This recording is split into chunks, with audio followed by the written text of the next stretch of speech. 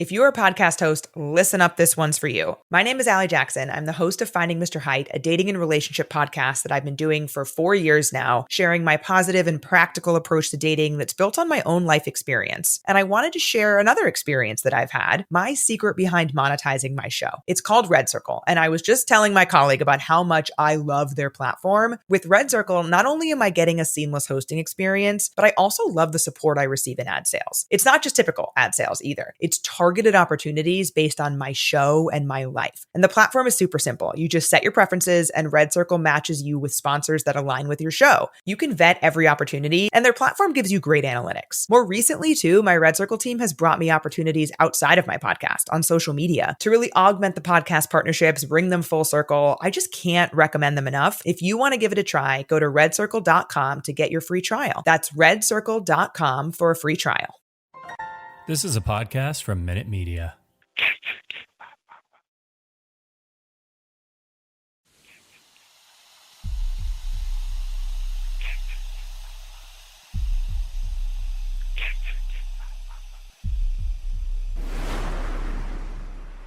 Warning, the following content may contain elements that are not suitable for some audiences. Viewer discretion is advised. Hello, kiddies. This is yours duly, John Kassir, the voice of the Crypt Keeper. And you're listening to Slasher Radio.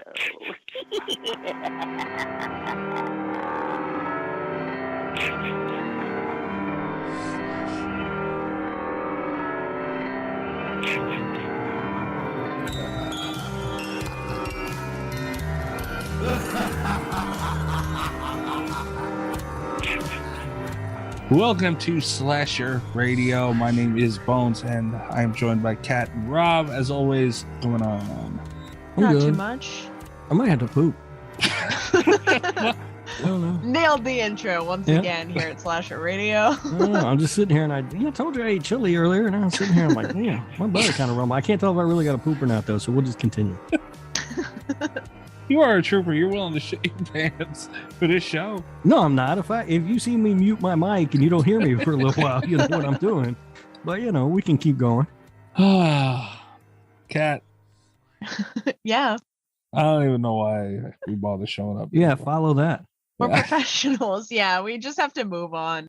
This is why we record the intro and the outro when the guests are not here. Yeah, because Rob pissed me off one time during this interview. Yeah, I thought Mikey was going to murder me when I asked about Scream 5 Cream. I was 5 Cream.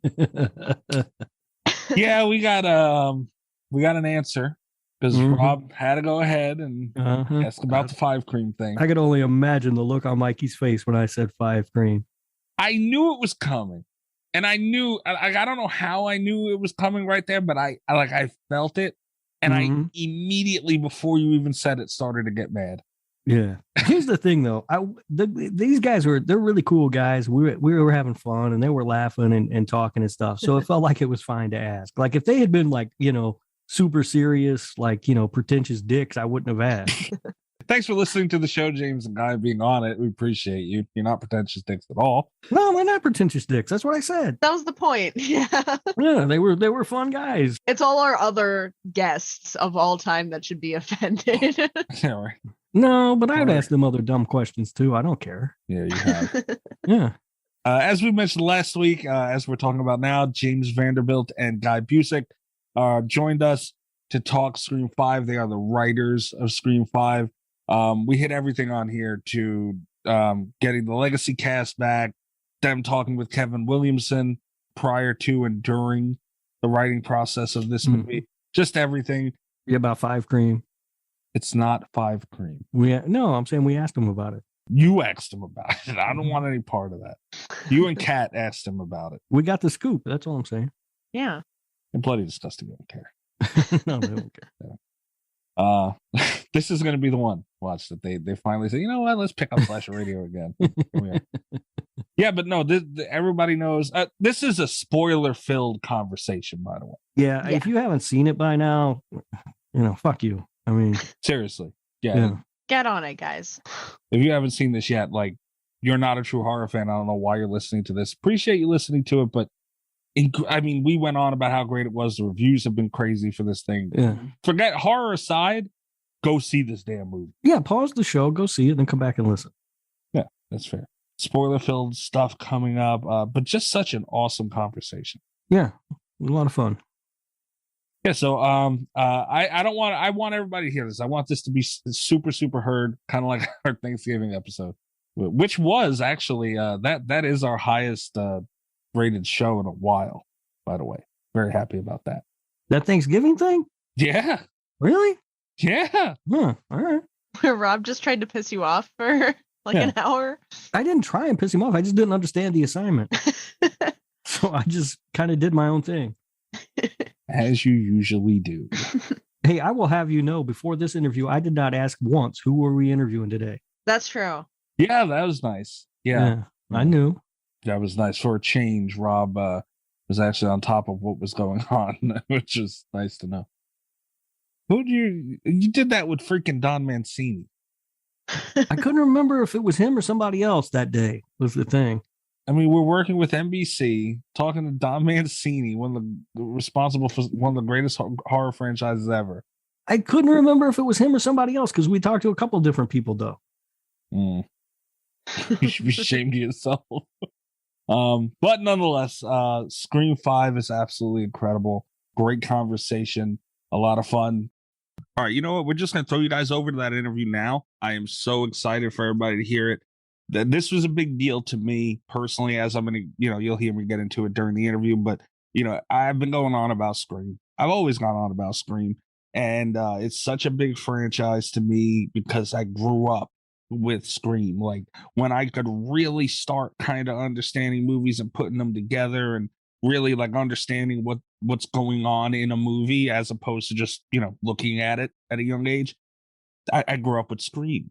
And, to see it come to this movie, part 5, no Wes Craven and everything's going on with this damn thing. And as scared as I was, I fell in love with this movie, man. It made me fall in love with this franchise all over again. And to be able to talk to Guy and James, like it means a lot because they created this, and you guys are going to hear the passion that went into it, and all kinds of stuff about the movie, and it was a great experience to me. We've done a lot of interviews on this show in the history of this show. Tony Todd and Greg Nicotero, Doug Bradley, and David Arquette, who has been a guest on the show. And, this one's right up there with them, man. Like, I'm missing a bunch, but this one's right up there with all of them. Bill Moseley and John Casier and everybody. This one's up there, man, because of what this movie meant and all that stuff. So I'm just really excited for people to hear it, and I hope you guys enjoy it. So here you go, and we'll catch you on the other side.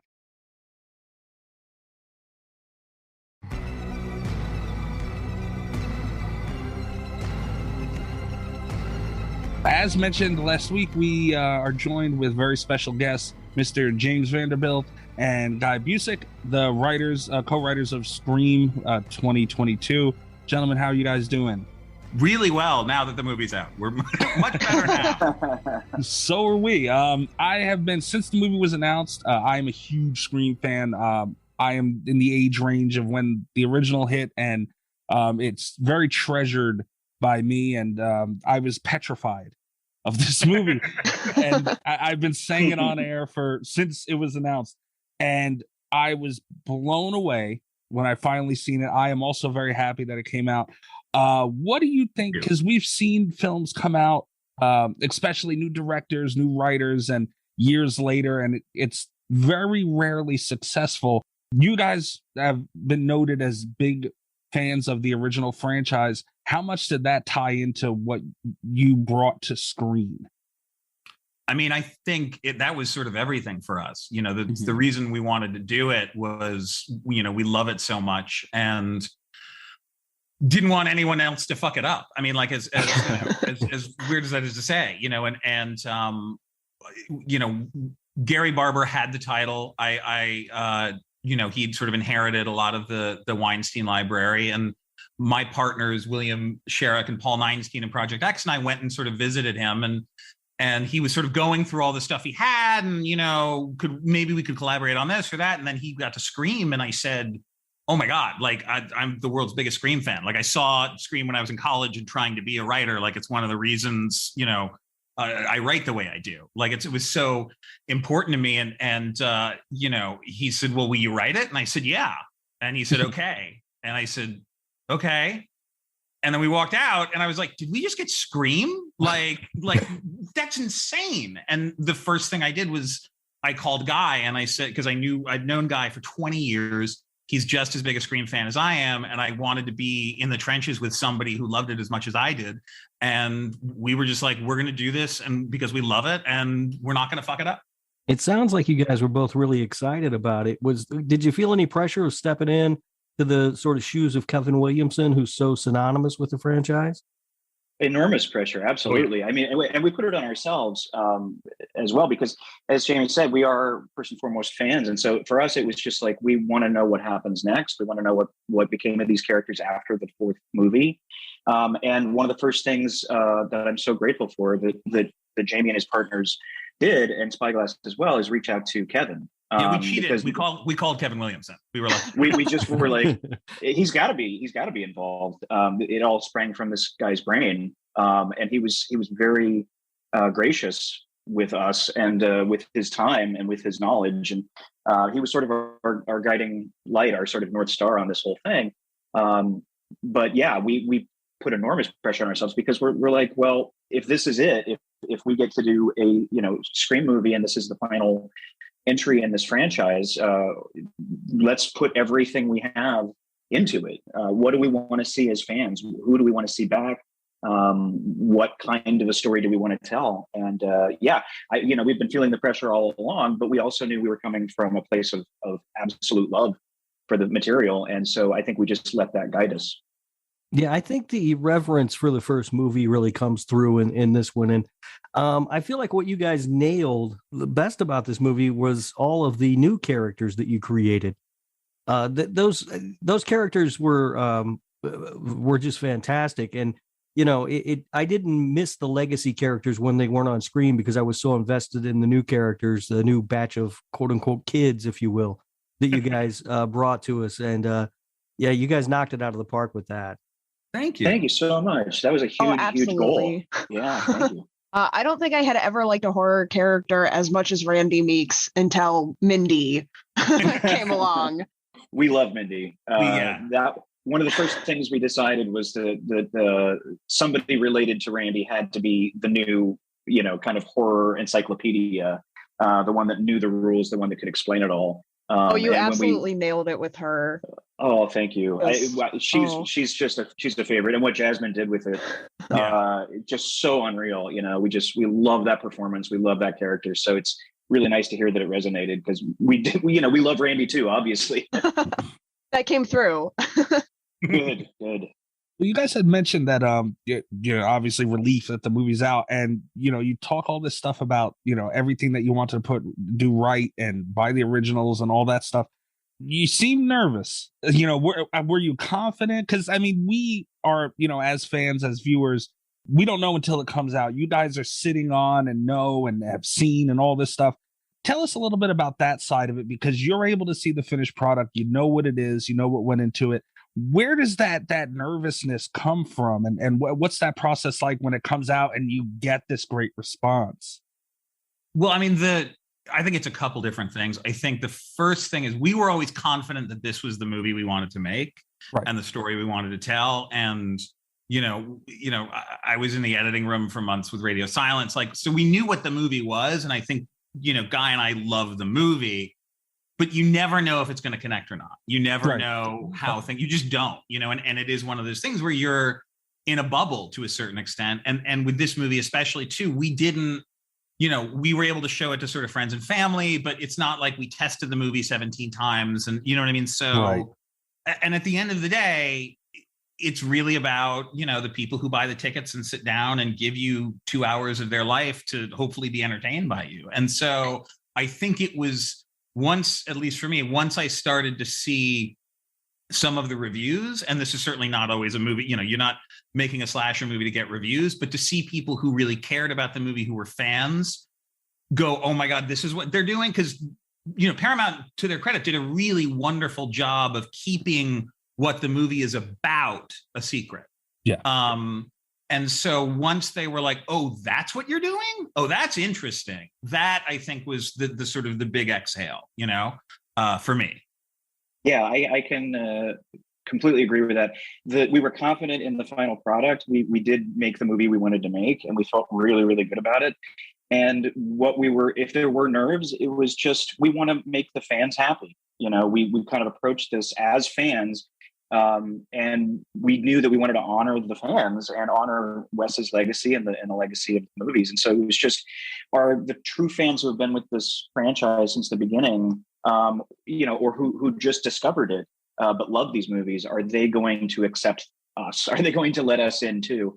And are they going to like it? And because that was our goal, is just we want to make a great Scream movie, and we want to make the fans happy, because it's been 11 years since the last one. So as Jamie said, when some of those early reactions came in and people who loved this franchise did seem to connect with it, it was just, that was the relief for me. It was just, okay, good, we've made the fans, at least many fans happy, and that was the goal. When you guys wrote this movie, did you do the thing that we've heard so much about with past sequels or entries in the franchise, where there are multiple scripts with multiple different endings? Did you have to do all that? Yeah, we did. We not have to. We were excited to. I sort of feel like it's part of the. It's like a rite of passage, right? I just always wondered, as a writer, like, you're working on something and that's not the ending that's going to be used. Wouldn't you just? I feel like I would just sort of half-ass it, Were you ever tempted to switch endings? No. This was always the ending of the movie. It's funny though. I will say on Guy, do you want to talk about Ready or Not for a second? On Ready or Not, yeah. Yeah, we had a ton of endings, because we didn't arrive at the one that was shot right away. And Guy had written an alternate. Guy and Ryan, his co-writer, had written just a kind of fun alternate ending that we all read, and we're like, oh no, that's how the movie should end. So on this, and that's how the movie ends. On this, it was really a process. We were like, well, I wonder if we'll beat it. But we always sort of knew that this is once we figured out who the killer is, once we figured out what the motive is this, by the way, this is a spoiler podcast or no? Yeah. Okay. At this point, I think. No, I just don't want to, but once we figured that out, that sort of stayed set in stone. And it was more about generating other versions of it that, we would send to, the post-production team, to, the guy who scored, because as you make a movie, you have to give the entire script to a lot of people involved in the production. And so we wanted to be able to do that, because you can't just sort of call up a production designer and go, we'd love you to design the whole movie. We're not giving you the third act. You're not allowed to do that. Right. So we had to give them something approximately where we are going to shoot in this house, but the people who end up being the killers aren't the killers. So yeah. Yeah. And as Jamie said, it wasn't a chore. We were kind of, this is the first time we've done a fake ending, and we were just kind of giddy about it. It was like, this is fun. Like, the secrecy was fun, and it felt like spy shit. And and we couldn't really half-ass it, because some people were reading this, and so the fake motive and the fake killers, it all had to make sense. So we actually did have to devote some legitimate time to making this fake version where different people died, different people were the killers, and it was just kind of a blast. It's the first time I've done that, and it was really fun. Yeah. Just for the record, the ending that you chose for Ready or Not is perfect. I absolutely love the ending. I love that movie, but the ending is excellent. The ending makes the movie for me. So fun. Thank you. Yeah, it does for us too. When we hit on that, we're like, oh, this is perfect. That's awesome. I did have another thing I wanted to mention. There was a lot specifically with Neve Campbell, Sydney, whatever fans want.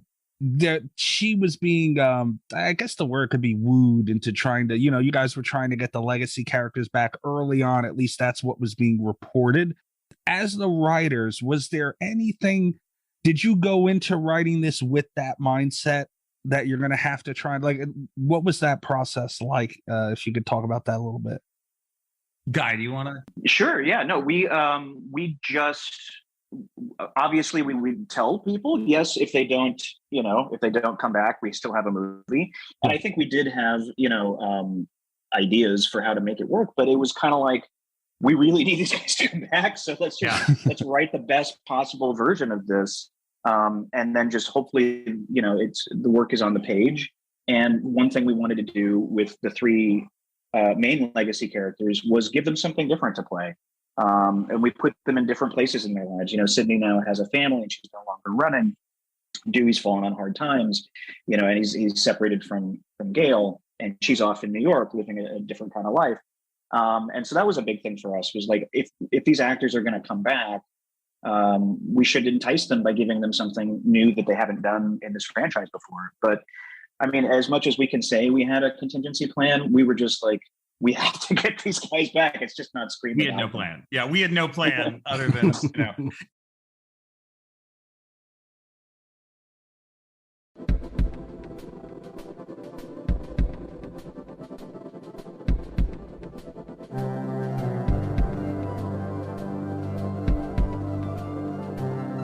It really was, but it was. We sort of looked at each other at the very beginning, and it was a "if you build it, they will come" kind of thing. It's just we're going to put out in the universe. We're going to write the best possible version of this movie we can, and really hope that they read it and they go, "Oh, that's cool. Like, I want to come and play. Like, I want to be a part of that."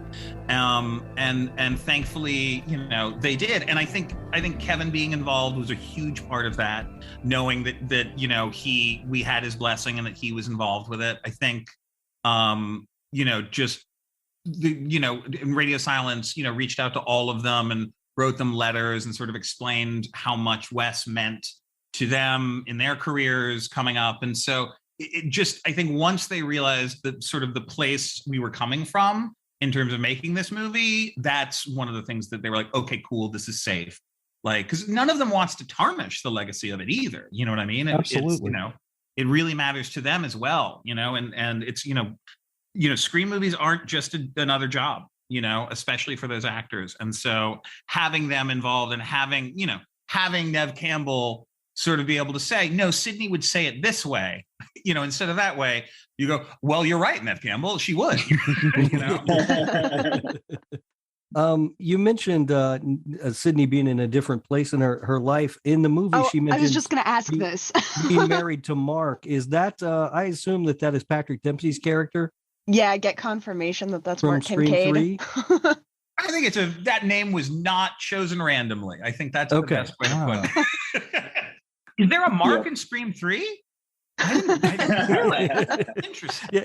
As soon as I heard that, I was running in my mind. I was like, was his name Mark? I remember Kincaid. Was it Mark? I love that. A lot of, while we're talking about the legacy characters, there was a lot of talk from Matthew Lillard specifically that Stu might or might not be dead. Was there ever thoughts of bringing Stu back for this one? I think that was never part of the plan. Yeah, no. I think, our big swing was Skeet, and that was something we decided on really, really early. That got us really excited, and we're so grateful that we convinced him to come back and reprise that role in a sense. But yeah, we figured out pretty early on that we wanted the protagonist to be Billy's child, and so we were just really happy that we got him. Yeah, I'm trying. I think we should move on from this topic because I might just start fanboying out a little bit.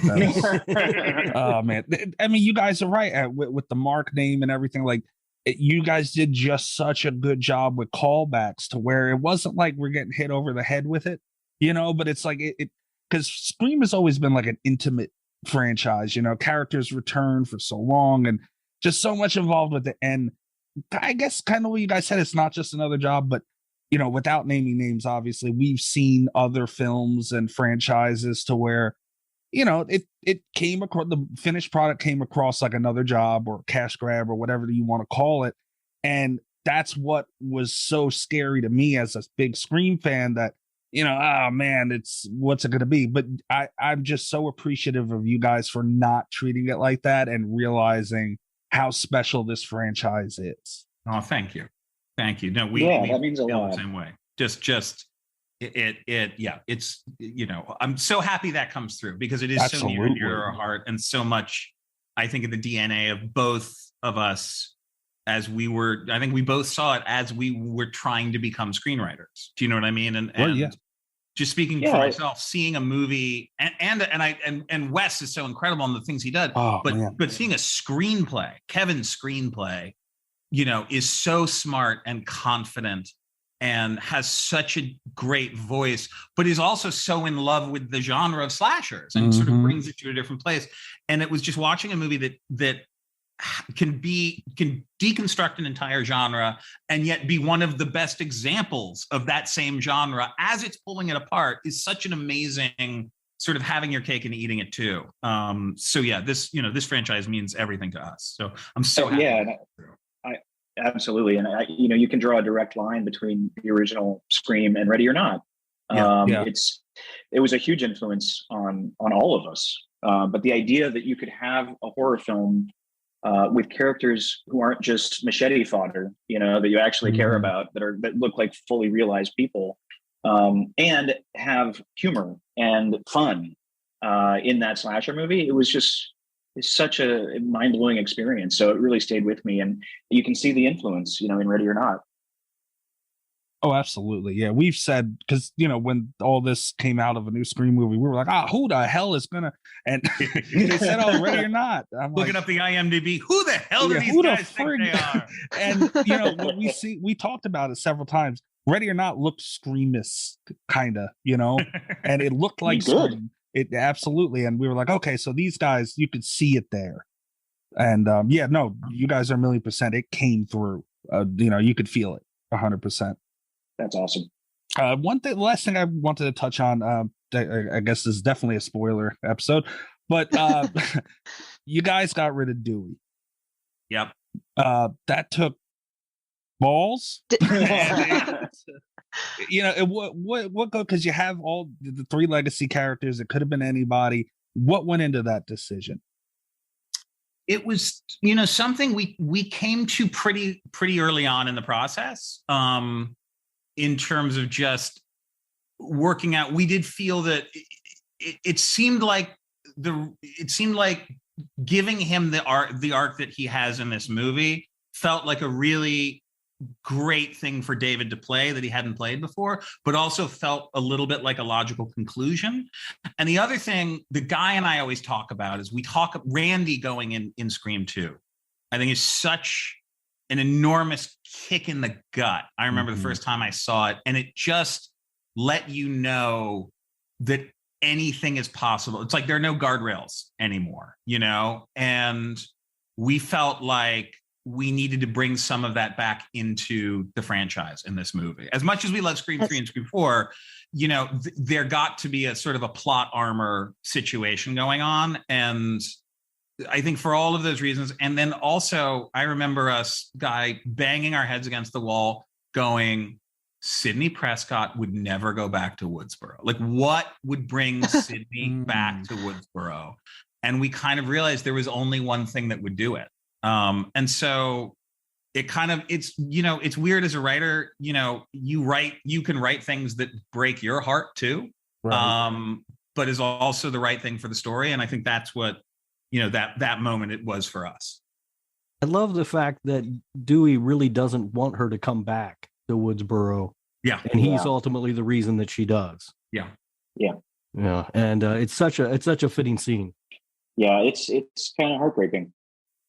I was really impressed that Dewey died. On the way to the theater, I was kind of hoping that one of the legacy characters was going to die, just because I also, as much as I love them in Scream 3 and Scream 4, I felt kind of the same way about them developing plot armor. And that was the moment that I knew in this Scream movie that you guys were taking it really seriously. Yeah, but you're also sort of a sadist, Kat. About what? Little bit. It was a difficult decision, and one that we never really questioned because it just felt it was right for the story. That doesn't mean we didn't have apprehension about it and that we weren't, emotionally conflicted. I know that, coming up with that plot point and then having to write it, it was very, very difficult. But at the same time, it just felt like this is the story we're telling, and we do need it. As Kevin says, it's a slasher movie. People have to die. Yeah. Yeah.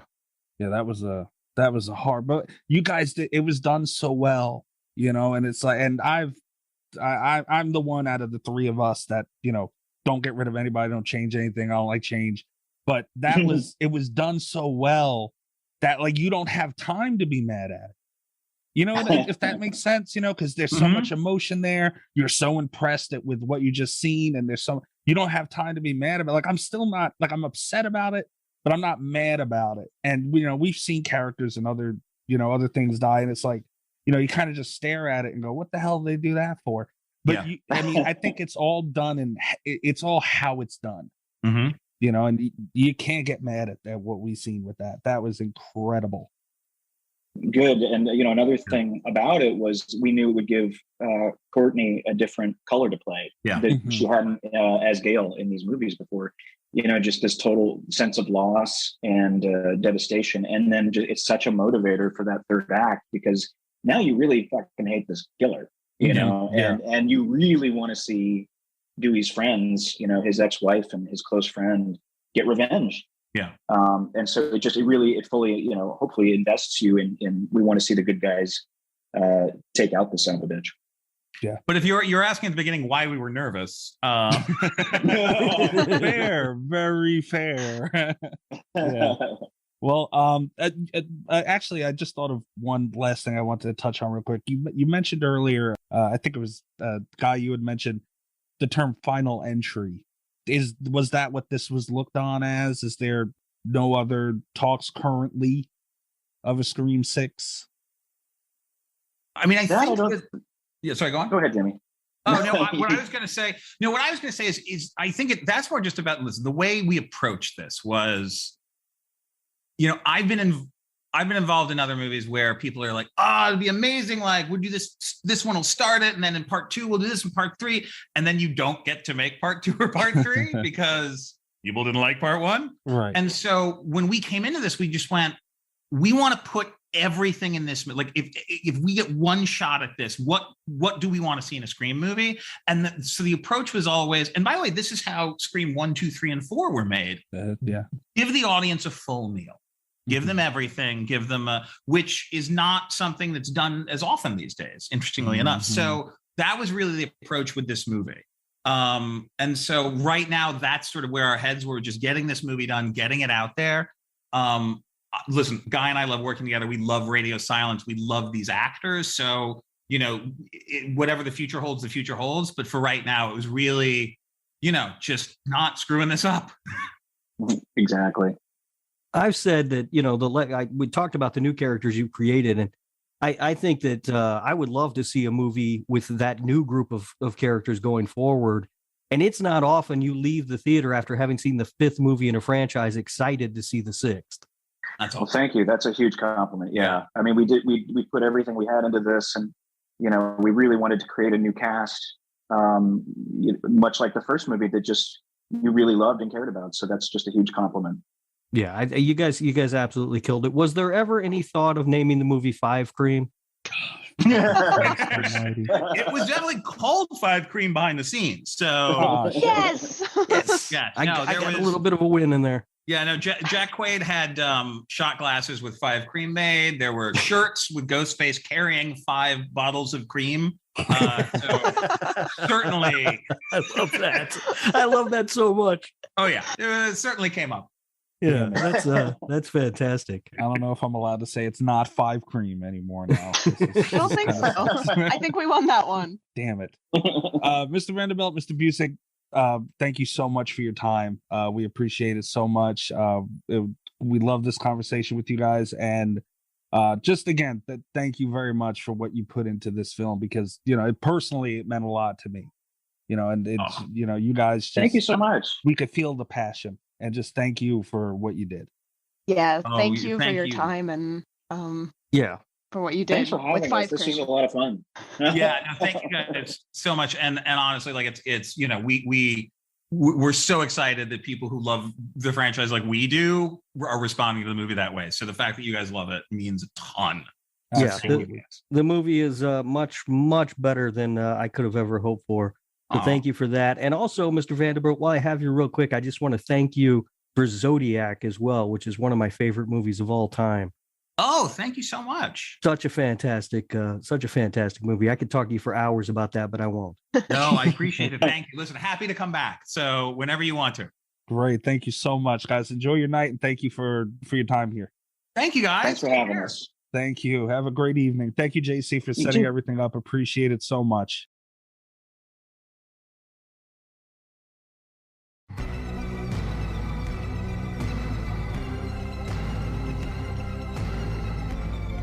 I hope you enjoyed it. I sure liked it. I did. Yeah, except one part. I think my favorite thing about this, James and Guy, you could tell they're fans. Oh, yeah. It did feel more like talking to fans of Scream than it did talking to, it was very casual. They were very nice. And they did they got as excited to talk about some of the aspects of the movie as we did in the chat talking about aspects of the movie. Mm-hmm.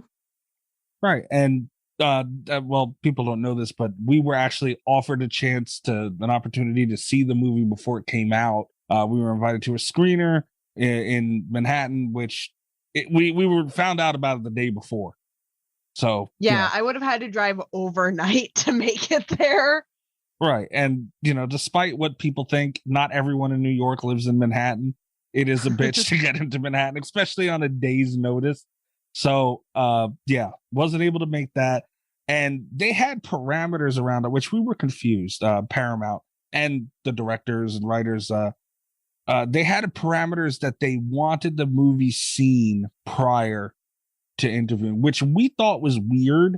But I don't know if you guys feel the same way. We thought it was weird at the time, but now seeing the movie and talking to James and Guy and seeing their nervousness, excitement, and all that about this, I can see why. Yeah, it kind of makes sense, I guess. But at the time, it seemed weird. It did. Yeah. Yeah. And I wasn't going to fly to New York for that. You could have seen me. I definitely wasn't going to fly to New York for that. That's fucked up, man. We'd have a good time. We'd go eat some pizza and hot dogs and stuff. You'd have some good meatballs. We'd go do some touristy shit. I'll make you take me to the Statue of Liberty. What, are we going on a date? I'm not taking you to the Statue of Liberty. Yeah, you're taking me there. You're taking me to Times Square. Kat, remember when I asked Rob if he would date me and he just immediately said no? Yeah. I don't feel like he should get the perks of going to these places with me. That's, you know what, Rob? That's fair. I don't know. I can't think of any other touristy things, but I'm sure there's a bunch. I'm sure there is too. But that's like I was, obviously with the whole situation of it, it wasn't the most fun scenario to be in with the whole, you have to see the screen for, but like I said, I truly, after talking to these guys, I do not question it anymore because it felt like they were so sure of what they did. They wanted it seen. They didn't want to deal with any negative bullshit because it's like, you don't even know how good of a job we just did. What about Coney Island? Would you take me to Coney Island? No. Oh, what the hell? Fun fact, me and Bobby went all the way into Coney Island once for a hot dog. Uh-huh. And the line was like out the door, like the original Nathan's was out the door, down the block, around the fucking... We went home with no hot dogs from Coney Island. That's ridiculous. You didn't even get a hot dog? Dude, I was standing on that line in the middle of summer. No. Like you had anything better to do. You went all the way to Coney Island for a fucking hot dog. I forget what we ended up doing.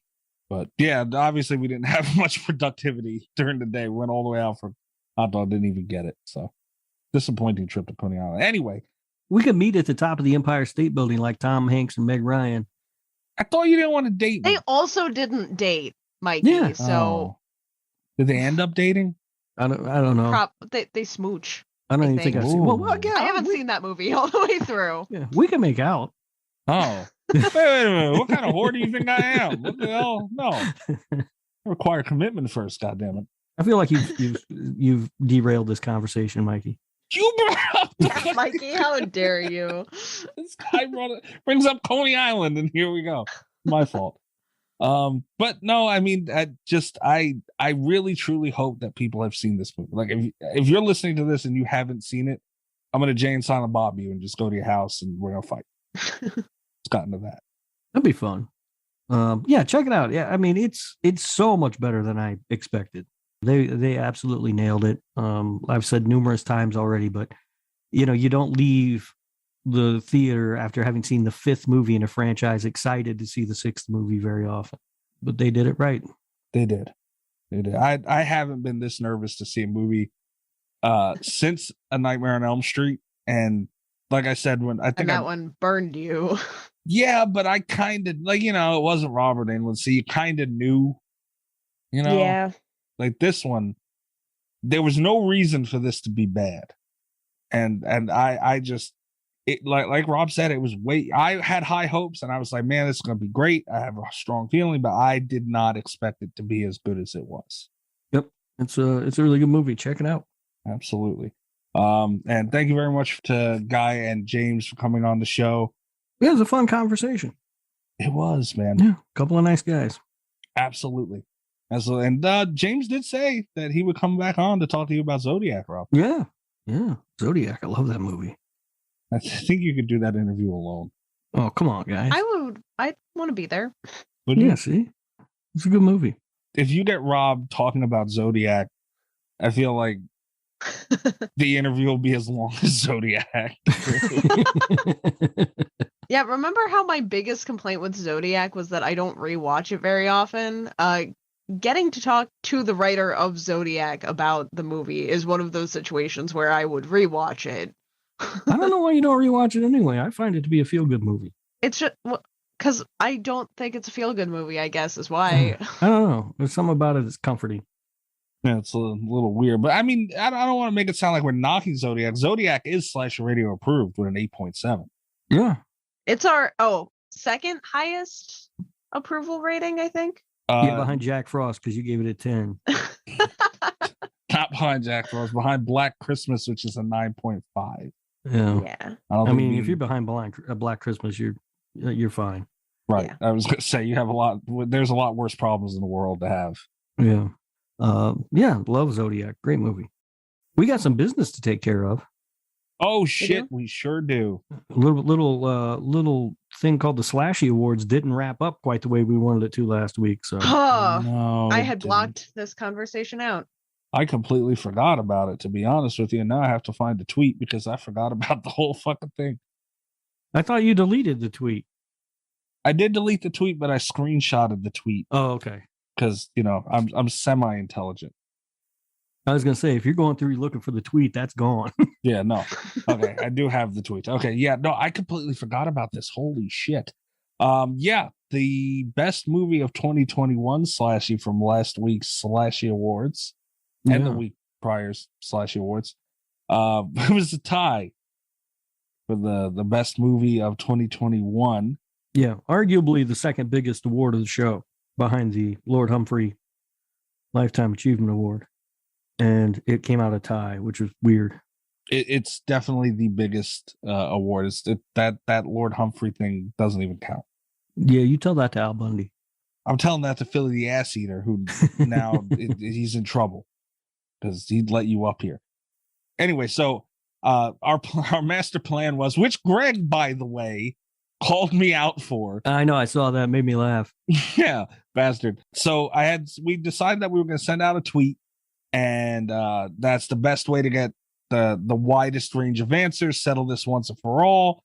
Which was the best movie between Halloween Kills and Candyman of 2021 for the winner of the Slashy. And Greg says something along the lines of it not going my way, so I deleted the tweet. Yeah, but the plan all along had been to delete the tweet so people wouldn't know. Right, Greg. Yeah, come on, Greg. Which he now knows because he listened to last week's show, I'm sure, and kicking himself in the tushy a little bit. Yeah. Dummy. How's your butt feel, Greg? Tushy kick. He's going to put up a really bad movie next week. All right, so the Slashy goes to, with 120 votes. Halloween Kills. You guys suck. That is terrible. 54.2%. All right. Well, I will say that is not quite as high as it was, as I was afraid it would be. all right. Once I saw it won, I was afraid that it was a wider margin than that. But still, you guys suck, and I'm disappointed in the listeners. Yeah, and I think that the Slashies was a fun experiment, but maybe it's over now. I think if hypothetically we were to return to the Slashies, the listeners get to vote on stuff. We get to veto or they don't get to vote on stuff. They get to nominate things. We vote, and we're allowed to veto nominations. Like, I've lost a lot of faith in the listeners over this experience. All right. Well, I mean, the people have spoken, and I said Halloween Kills is a fun movie with a ton of problems. No, I'm not over this. I can't. I'm sorry. I can't just like the people have spoken this one, because I spent so much time last year defending Halloween Kills because no one liked it that much. I feel like I liked it more than the average moviegoer because it was fun. It's a fun time. There were cool kills. Like, it had critical problems, but I spent a lot of time defending it. And now that we're talking about like critical successes of films, now is where you guys are like, oh, Halloween Kills had Michael Myers in it. Like, what the fuck, guys? Come on. Candyman was a good movie. I'm mad. I'm disappointed in you. I'd like to point out that usually I'm the one who gets yelled at for shit talking the listeners. Listen, I've learned a thing or two. Yeah, they're terrible, aren't Rob. they? Yeah, this one, I liked how, I think, other than maybe Kat, I don't know about Rob, I can't tell, but I liked Halloween Kills a lot, and I think I liked it more than Rob, maybe Kat, I don't know, but even I will sit and, like, I mean, Candyman is the better movie, hands down, and, I mean, maybe if you're looking for something to just, like a background movie, I could maybe see Halloween Kills, but, I mean, the way I was looking at this, you got to sit down and critically look at it. And I don't think anyone, maybe people just voted because they love Michael Myers. I don't know. But man, if you really sit and watch these movies back to back, it's hard for me to give it to Halloween Kills over King. Yeah. It's just a better movie. Right. Better movie. Better time watching. That's a different conversation. I mean, I still think it's Candyman, but I can see that argument for Halloween Kills, mate. Yeah. It's like how Jaws is a better movie, but Santa Jaws is more fun. Whoa, Yeah. whoa. It's exactly like that. Holy shit. Wow. Hold on a second here. We are talking about Michael Myers, Candyman, Scream 5 today, James and Guy, and all these great things, and you're going to bring up Santa Jaws. I'm just saying that, like, it's the same kind of thing. Like, Jurassic Park is an awesome movie, but Velocipaster is more fun. Yeah. Okay. You ain't seen Velocipaster. How do you know? This episode might be listened to by the wonderful JC at Paramount and maybe James Vanderbilt and Guy Busick themselves. Maybe even somebody at news outlets, and people pick up the show. They're not going to pick any of that. It's fine. They're not going to pick up shit. But I'm saying there's a chance they will. And I'm not going to curse you out in front of these fine people, Rob. All right. Because we might have guests listening to the show, and they're not used to some of the things that happen. They're going to know that I've been sitting here trying to poop the whole time. Trying sure to are. poop or not? Well, yeah, I guess trying not to poop, yeah. Are you on the toilet right now? You'd know. He's if I in the was. theater. Yeah. But anyway, I'm just trying to make it examples, Think of different examples that are the same. Those are Kind of shitty, thing. horrible examples. Also, Kat, I would like to. Should we throw a horror court in this bitch? Uh-oh. Because it's deserving. All right. Rob might know what I'm talking about here. Kat, we had a fantasy football group, and it was filled with everybody who joined the fantasy football league. And apparently, Rubber is on HBO Max. Oh, no. And Yeah. Nate pointed this out and also said, should he watch it tonight? No. Rob said it's amazing. Of course, you should watch it. Yeah. Followed up by, honestly, Nate, you might get too scared if you watch it. Kat, he's encouraging people to watch this shithole. Not just encouraging. I was trying to goad him into it too. I was like, well, you might be too scared. And if he came back and said something else, I was gonna be like, yeah, you probably wouldn't even understand it. It might go over your head. Here's the thing: you can encourage people to watch whatever, but I think where the problem is misleading him by saying it's fun. Yeah, and amazing. It's a work of art. Like, those are words that we use for Santa Jaws. I don't think they should be applied to rubber. Whoa, Kat, no, whoa, wait, what? Yeah, Santa Jaws or flags. bad CGI sharks. Yeah. Yeah. Those are all terrible movies. Dude, I know you aren't talking smack about Slack. No, in fact, I am. You can listen to the Slacks episode, everybody. I did it for about an hour. That movie is great. Well, I'm not getting any help from Pat here. It's the perfect It killer won a pants slashy. movie. It started out wonderful. Yeah, that's right. Slacks won a slashy. Stop telling people to go watch Rubber is the moral of the story. I don't know. Here's what I feel kind of betrayed anyway. How? Because when you started this horror court, you were like, Cat, and I was like, oh, good, this doesn't involve me. And then all of a sudden I get drug out in the middle of it anyway. You know, I'm getting tired of always being at the center of these horror court segments. Stop saying dumb shit. I don't say anything dumb. And doing dumb shit. You do dumb shit sometimes too. It causes a horror court. Like what? I don't do anything dumb. I don't remember off the top of my head. I'm also a little intoxicated right now, so. Are you going to complain about me blocking you guys on Twitter again? Yeah, you broke 2 group chats by doing that. That was something dumb. Yes. And then I forgot to follow you. Yeah, we were unfollowed by you for like 2-3 weeks. Yeah. And he never noticed. He didn't even notice. I was like, oh, it's been nice and peaceful. Anyway, Halloween Kills won the slashy. For anybody who's just listening to this for the first time, we had the Slashy Awards last week and the week before, covering books, video games, movies, and TV shows. You might want to go back and listen to that. And assorted other categories. Sort of miscellaneous categories. Miscellaneous is a word. Yeah. It's a word. Yeah. Yes, again, just before we wrap up, Scream 5 is amazing. It's really good. It's really good. Right now, it's my number 1 movie of 2022. I don't think I'm going to say this now. We're still in January as we record this. I don't think I'm going to make a prediction. I don't think Scream 5 will be knocked off of your number 1 list all year. Texas Chainsaw is coming in just a couple of weeks. I don't know if you're aware of that. I'll bet a shark movie on it. How about that? There is a Bring It On zombie movie coming out sometime this year. I'm excited for. I hate how excited I am for that movie. Me too. That. And we don't know what kind of shark movies are on the horizon. Kat just never seems to betray me, like without even meaning to do it.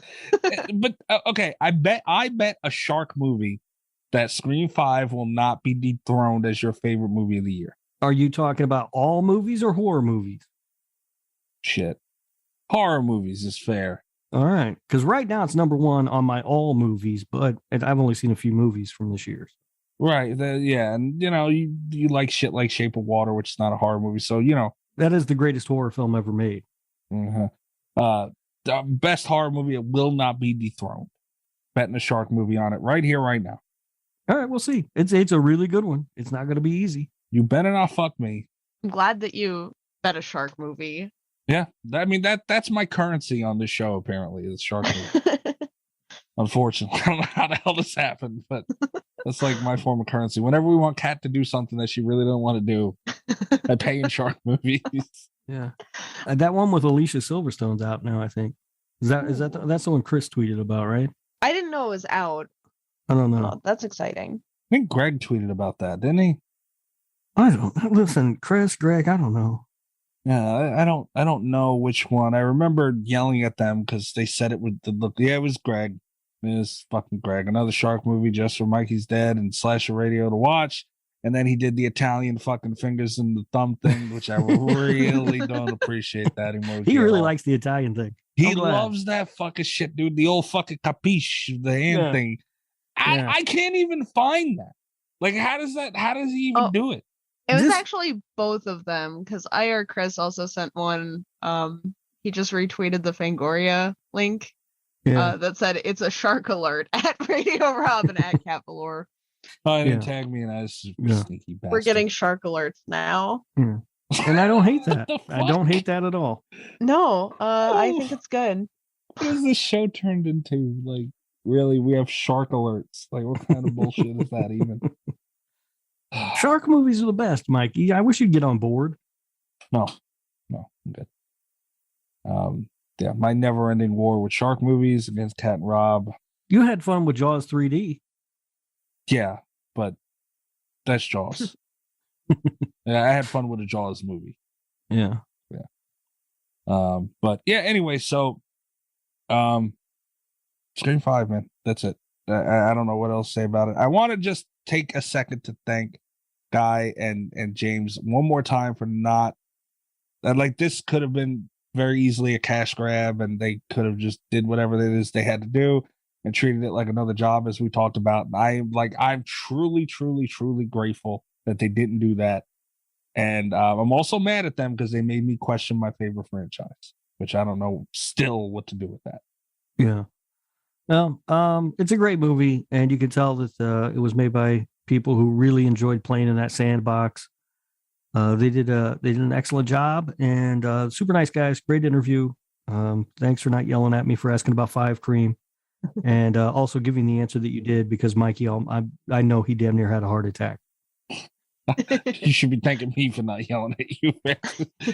Oh my God. Thank you guys so much for coming on the show. It was a great conversation. We hope to have you back sometime. Also, not to like randomly start more shade with Blumhouse, but like, maybe choosing people that are passionate about the titles is a good way to do remakes. Cough, cough, Black Christmas, cough, cough. Cough, cough, Paranormal Activity, cough, cough. Do we have shade with Blumhouse? Do we have shade? You both threatened to fight the owner of the company. Yeah, we've both threatened them today. That's only if they don't show me Halloween Ends on the release date. I don't know. I'll personally fight anyone that ruins the black phone. Also, so we'll see. Yeah, that's not looking real good. It's not looking really good. I might have to fight some people. Yeah. Yeah, that looks good for Paramount. We're threatening executives. It's fine. It's fine. We like you, Paramount. You're cool. Yeah, absolutely. For now. Yeah. Yeah, so we'll I'm really hoping they do another one though. Yeah. Maybe next time we have them on, they'll be talking about Six Screen. That doesn't even sound right. I know, but I'm gonna go with it just to piss you off. Wouldn't it be the E for the 6? Maybe. I don't know. Somebody, one show that I listened to, I don't remember which one it was, or I'd give them credit, but they noticed that Scream 4 should be Scray 4M, because that is how it's spelled. Yeah, they stylized it with the 4 in the middle. I wish you knew who did that too, so I could yell at them, point that shit out. The dumb shit. Like, why can't, like, just leave shit alone? You know, it's Scream 4. Yeah, that's fun. Bastards. Anyway, so that's it for this week. Next week we'll have the Patreon pick. All right. I can't wait to see what we get to watch. Yeah. So if you're not signed up yet, go to patreon.com/radio. Signing up gives you the ability to nominate a movie. Being the fucking tier 2 or higher gives you the ability to vote on that the movie that we talk about next week. And keep in mind, I believe next week is Shark Week. What? I don't know. I just made that up. Oh, what? You can't do shit like that to me. What the fuck? I had no idea where you were going with it. It's just like, wait, what? God damn you. Why? I don't know. It's fun. It is a good time. I shouldn't have jump scares recording a show. Not fair. Yeah, so patreon.com/radio. We get an extra show on there every week. Support the show, you cheap bastard. Get that wallet out. I know it creaks when it opens. Ow. My Here God. we go again. Spend a few bucks on the Patreon. Yeah, tiers starting as low as $3 a month. This week, the extra show is a horror trivia. So It's terror trivia because I like alliteration, not featuring Canada. Right. It is. It was going to be named horror trivia, but Rob renamed it terror trivia. Reason being he likes alliteration, so they're for the title of the show. Yep. Why do you make us do stupid things? It's my network. We do what I want. Unfortunate answer, but very fair. Yeah, so I thought that's a good idea. People can play along at home and maybe learn some new shit. Yeah, I learned some new stuff. Yeah. So if you want to get down with some horror trivia, sign up for the Patreon. And the Easter egg content is on there as well. So make sure you check that out. Again, patreon.com/radio. You can follow us at /radio on Twitter, /radio.com, where you can check out all of our episodes, interviews. Our shop is up on there. And you can find me at Mikey's Dead. Rob, where you at? I'm on Twitter at RadioRob123, and you can listen to my other show, This Horror Life, wherever you are listening to Slasher Radio. Kat, how about you? You can find me on Twitter at cat_Valor, VOLEUR. You can also check out the channels I write for on YouTube, Wicked Binge and Blood Binge. We're talking about Korean zombies this week. Ooh. Across both channels. So, damn. You're doubling down on Korean zombies? We're going all in on the Korean zombies. Holy shit. All right. Sounds like a good time. You can also find me at spacehate.com/Radio Rob123. I forgot about that as well. You can also find Rob complaining about Space Hay. And that's it for this week, guys. I hope you enjoyed. Subscribe and give us a review if you can. Appreciate it very much. And stick around. We'll be back next week. Good night from Slasher Radio. All right. I got to go. I'm going to poop my pants. And that'll be it. Good night, guys. And that's he really left. What's the chance he was prairie dogging for at least the outro? He had to have been, right? That's the quickest he's ever left the chat. No, Candyman. Oh, yeah. I scared the shit out of him. Literally, that's hilarious. All the best with Slasher Radio Podcast.